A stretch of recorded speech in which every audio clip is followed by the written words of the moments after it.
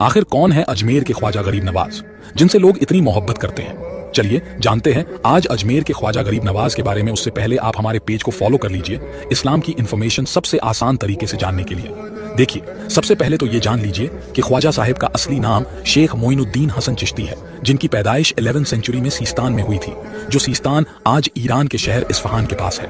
ख्वाजा साहब ने सिर्फ 9 साल की उम्र में ही पूरी कुरान याद कर ली थी, और वो जब 11 साल के थे तो उनके वालिद वफात कर गए।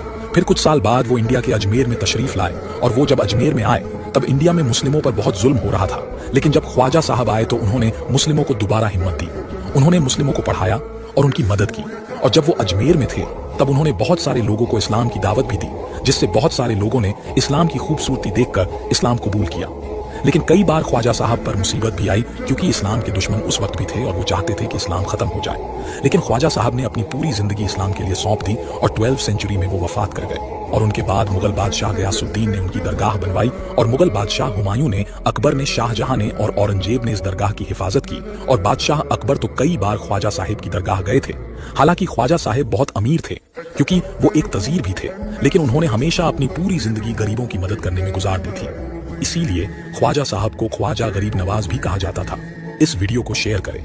अपना वक्त देने के लिए शुक्रिया।